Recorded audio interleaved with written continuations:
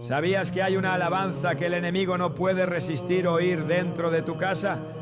En medio de los conflictos, los miedos y las luchas espirituales, existe una forma de adoración que no solo conmueve el cielo, sino que también hace temblar al infierno. En 2 Crónicas 20:22 leemos: y cuando comenzaron a entonar cantos de alabanza, el Señor puso emboscadas contra los hijos de Amón, de Moab y del monte de Seir, que habían venido contra Judá, y fueron derrotados. Esta no es solo una historia antigua, es una clave espiritual viva. La alabanza auténtica desata el poder de Dios y confunde al enemigo. Hoy exploraremos cómo levantar esa alabanza en tu hogar, revelando la oración más poderosa que puedes declarar. Y te mostraremos cómo hacerla de manera que tu atmósfera espiritual cambie por completo. ¿Estás listo para entender lo que Dios tiene reservado para ti? La mayoría de las personas piensan que la alabanza es una actividad reservada. Es un modelo espiritual que revela lo que ocurre en el mundo invisible cuando un corazón decide alabar en medio del caos. Y es exactamente por eso que el enemigo odia la alabanza, porque sabe que cuando comienza, él pierde territorio. Sabe que no puede resistir un ambiente donde se exalta la gloria de Dios. La alabanza crea una atmósfera incompatible con las tinieblas. No hay espacio para la opresión, ni para el temor, ni para el desánimo cuando la presencia de Dios llena una habitación. Y la presencia de Dios habita en la alabanza de su pueblo, como lo declara el Salmo 22:3. Tú eres santo, tú que habitas entre las alabanzas de Israel. Cuando entiendes esto, ya no necesitas esperar al domingo para alabar. Tu casa se convierte en altar, tu habitación en trinchera, tu voz en un arma. La alabanza deja de ser una actividad emocional para convertirse en una decisión espiritual. A veces puede que no tengas ganas de cantar, puede que la tristeza haya llegado, sino porque eliges elevar tu mirada por encima de las circunstancias y declarar que Dios sigue en el trono. ¿Recuerdas a Pablo y Silas? Estaban en prisión, no en una celda cualquiera, sino en lo más profundo del calabozo, con los pies atados y el cuerpo golpeado. Humanamente, todo estaba en su contra, pero en lugar de quejarse, comenzaron a orar y a cantar himnos a Dios.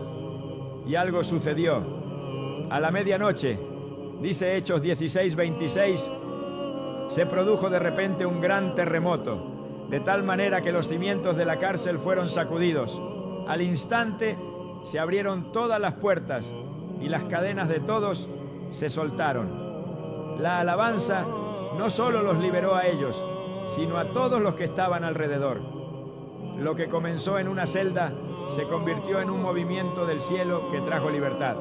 Esto no es un cuento bonito, es una manifestación del poder de Dios cuando un corazón se conecta con el cielo. El diablo odia este tipo de alabanza porque no puede controlarla. No silenciarte, pero hoy tú puedes decidir cambiar esa realidad. Tu voz tiene poder, tu habitación puede convertirse en altar, tu sala en lugar de encuentro con el Espíritu Santo. Y no necesitas grandes producciones ni recursos costosos. Solo necesitas un corazón dispuesto, una boca abierta y una determinación firme de no ceder más terreno. La guerra espiritual no siempre se libra con gritos ni con manos levantadas. A veces se gana en silencio, con lágrimas corriendo, mientras tu boca murmura: te alabo, Señor, aunque no lo entiendo. Y ese susurro puede ser más fuerte que un ejército entero, porque lo que desarma al enemigo no es la fuerza física, sino la fe activa. Y la alabanza es una de las formas más puras de fe. Cuando decides cantar sin ver, estás caminando como lo hizo Abraham, quien creyó en esperanza contra esperanza. Romanos 4:18.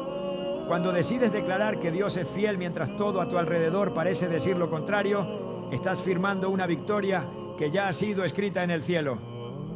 Esta es la alabanza que el diablo teme, no la que depende de la emoción, sino la que nace del pacto, la que no se apaga con el dolor, sino que se intensifica, la que no necesita escenarios, sino disposición. Y esa alabanza puede comenzar hoy mismo en tu casa. Puedes cambiar la atmósfera espiritual de tu hogar sin mover un solo mueble. Lo único que tienes que mover es tu fe. Lo único que tienes que levantar es tu voz, y lo único que tienes que decidir es si vas a permitir que las circunstancias dicten tu alabanza o si tu alabanza dictará tus circunstancias. Recuerda, cada vez que alabas, estás dándole a Dios el lugar que le corresponde, y cuando Dios ocupa su lugar, el enemigo tiene que salir corriendo. Así lo hizo en la vida de David, un hombre que enfrentó gigantes, persecuciones, traiciones, pero que jamás dejó de alabar. Incluso cuando pecó, su regreso a Dios fue a través de la adoración. El Salmo 51 es testimonio de un corazón arrepentido que entendía que la alabanza no es un premio para los perfectos, sino un puente para los que reconocen su necesidad de Dios. David sabía algo que tú también puedes saber hoy, que la alabanza no solo cambia lo que está fuera, sino lo que está dentro. Quizás no tengas todas las respuestas, tal vez sientas que tu hogar está al borde del colapso, pero si decides hoy levantar tu voz en un lugar que el enemigo no pueda resistir, entonces comienza hoy, aunque sea con una frase, aunque sea con una canción, aunque sea con lágrimas, porque cuando decides alabar ya estás venciendo. Hay un tipo de alabanza que rompe los esquemas del entendimiento humano, una alabanza que no depende del estado de ánimo, ni del lugar, ni de los resultados visibles. Una alabanza que nace cuando todo parece estar en ruinas, cuando no hay razón aparente para cantar, cuando el alma sangra en silencio y aún así los labios deciden glorificar al Dios eterno. Esa alabanza, la que brota del quebranto profundo y de una fe que se niega a morir, es la que el enemigo no puede resistir, porque esa alabanza no es reacción, es decisión, no es emoción, es convicción, no es una respuesta a lo que se ve, sino una declaración basada en lo que se cree. Y cuando esa clase de adoración se levanta, lo que tiembla no es el adorador, es el reino de las tinieblas. La Escritura nos ofrece una imagen poderosa en medio del dolor más profundo. Job, un hombre justo, íntegro y temeroso de Dios, perdió en un solo día a sus hijos, sus bienes y su salud. Cualquier persona, bajo ese peso, se habría derrumbado. Pero Job, en lugar de maldecir, hizo algo que descoloca por completo la lógica natural. Entonces Job se levantó, rasgó su manto, rasuró su cabeza y se postró en tierra y adoró. Job 1:20. No adoró porque estaba feliz, no adoró porque había entendido, adoró porque conocía a su Dios. En ese gesto silencioso, Job estableció algo que el enemigo no esperaba. Satanás había afirmado que Job solo era fiel por conveniencia, pero la adoración en medio del quebranto desenmascaró su mentira, porque quien alaba cuando todo va bien, celebra, pero quien alaba en medio de la pérdida, honra. Este es el tipo de alabanza que desarma los argumentos del acusador. Es la que se presenta como incienso delante de Dios, precisamente porque no nace de la abundancia, sino de la rendición total. Esa alabanza, que se levanta desde el polvo, tiene un eco eterno, porque no está contaminada por la conveniencia ni por la búsqueda de respuestas. Es pura, porque es gratuita. Es santa, porque nace en la herida. Y es poderosa, porque está impregnada de fe. Hebreos 11:1 declara: la fe es la certeza. Bendeciré a Jehová en todo tiempo. Su alabanza estará de continuo en mi boca. No dijo que lo haría solo en los días de victoria, lo haría en todo tiempo. Y esa constancia no era fruto de una vida sin sufrimientos, sino de una decisión forjada en medio de la persecución, del exilio, del abandono. La alabanza en los labios de David no era decoración, era resistencia. Cada vez que huía, cada vez que era traicionado, cada vez que se escondía en cuevas, escribía himnos. No porque todo estuviera bien, sino porque conocía al Dios que permanece incluso cuando todo se derrumba. Esta alabanza es la que el enemigo no soporta, porque no puede controlarla, porque no puede frenarla, porque está fuera de su lógica. El adversario comprende el lenguaje del dolor, del miedo, del enojo, pero no puede entender cómo, en medio del sufrimiento más desgarrador, una persona puede abrir su boca para exaltar al Creador. Esa alabanza le recuerda que ha sido derrotado, le recuerda que su mayor arma El sufrimiento ha sido vencida por algo mayor, la fidelidad de un corazón entregado. Es por eso que, cuando el creyente canta en medio del quebranto, la atmósfera espiritual cambia. Porque esa adoración no solo sube, también desciende con autoridad. En el Salmo 51, David escribe: los sacrificios de Dios son el espíritu quebrantado. Al corazón contrito y humillado no despreciarás tú, oh Dios. Salmo 51, 17. Hay sacrificios que se ofrecen en el altar sin sonido, sin aplausos, sin testigos. Esos son los que más conmueven el corazón del Padre. Cuando un alma rota decide alabar, ofrece algo que el cielo honra profundamente. Entrega sin condiciones. No hay nada que purifique más la intención que el dolor, porque el dolor revela lo que somos y en quién creemos.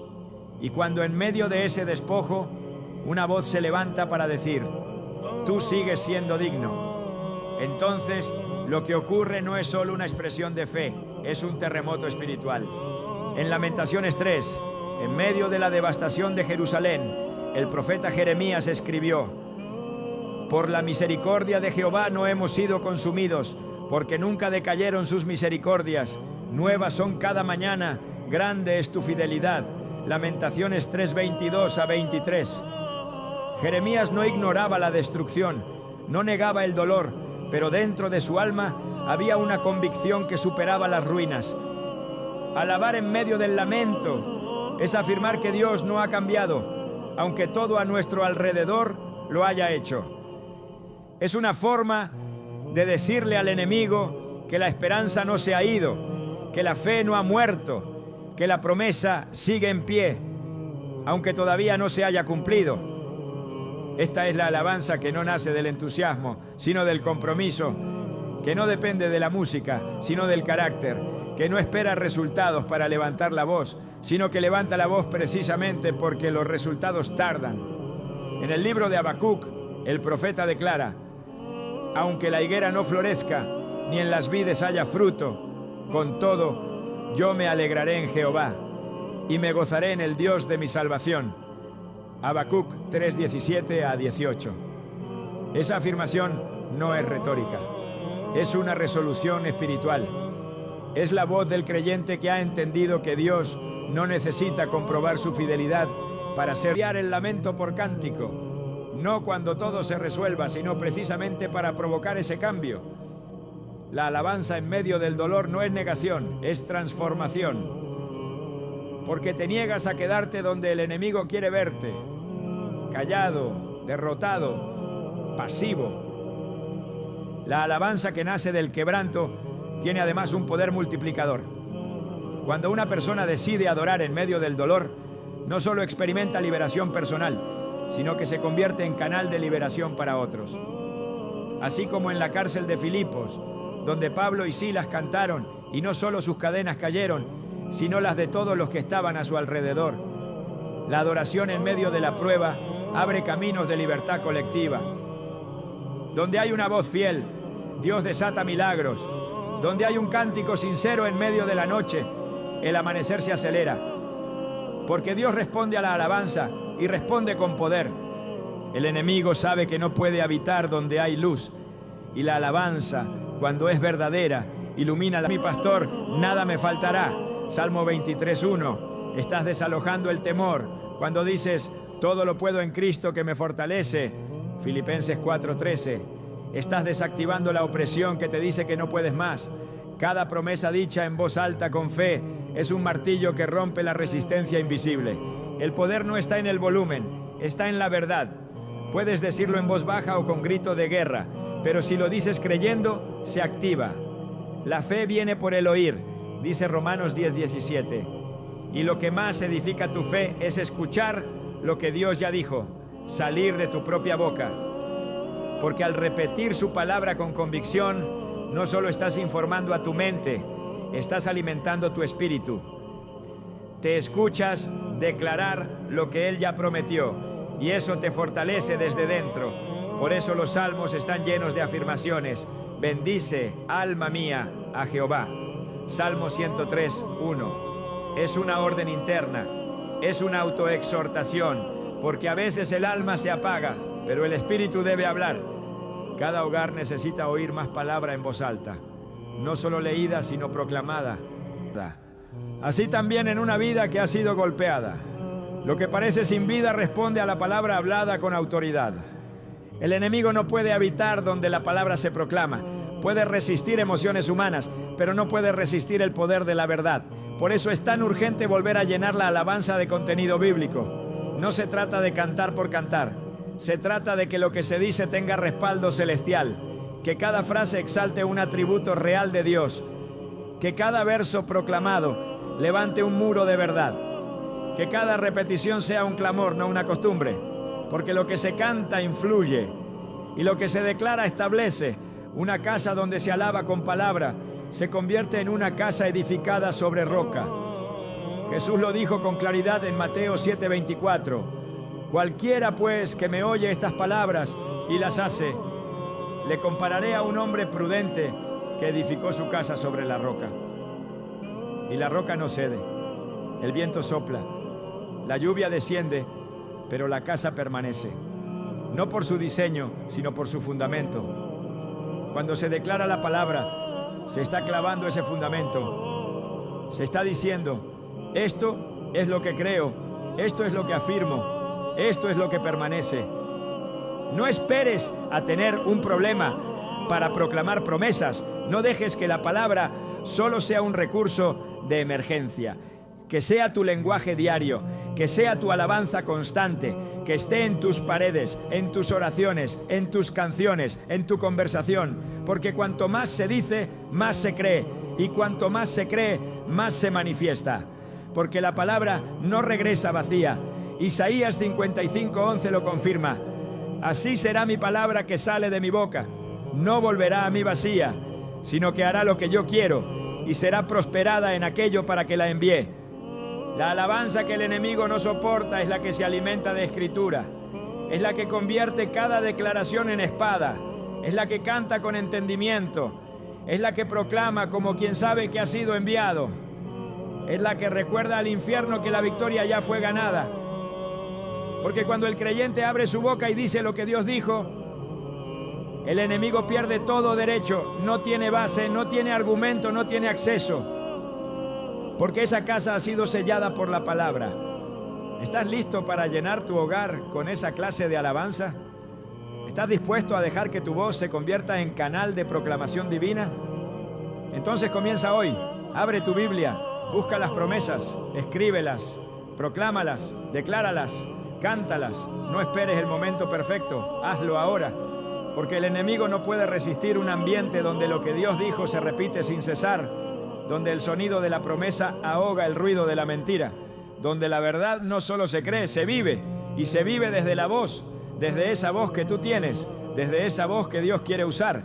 Hay momentos en los que el alma no encuentra palabras, pero el espíritu gime con fuerza. Hay batallas que no se vencen con estrategias humanas, sino con rodillas dobladas y labios encendidos en oración. Y cuando esa oración se eleva no desde la costumbre, sino desde la convicción profunda de que Dios escucha y responde, entonces se activa algo sobrenatural. Existe una oración que no se queda en el intento, que no se ahoga en el cansancio, que no tropieza en la duda. Es una oración nacida de la palabra, fortalecida por la fe y sostenida por la alabanza.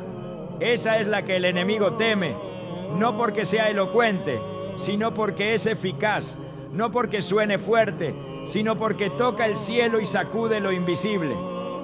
La Escritura no deja lugar a dudas sobre el efecto de una oración ferviente.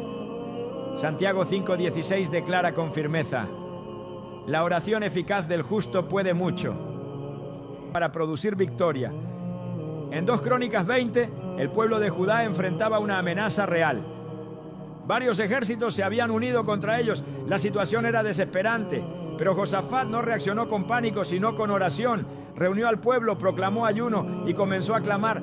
Pero no solo pidió ayuda, comenzó exaltando quién era Dios. Reconoció su poder, recordó sus promesas, proclamó su fidelidad. Y al hacer eso, desató una intervención divina. Dios respondió, no con más soldados, sino con confusión entre los enemigos. Mientras el pueblo alababa, el enemigo se destruía solo. Esa no fue una coincidencia, fue el fruto de una oración bien dirigida, llena de verdad y de alabanza. Hay una oración que paraliza al enemigo. Es aquella que nace de la palabra y está cubierta de adoración. Es la que se declara con autoridad, no con temor. Es la que dice: en el nombre de Jesús todo poder de oscuridad se sujeta. Es la que proclama: la sangre de Cristo cubre esta casa, esta familia, esta atmósfera.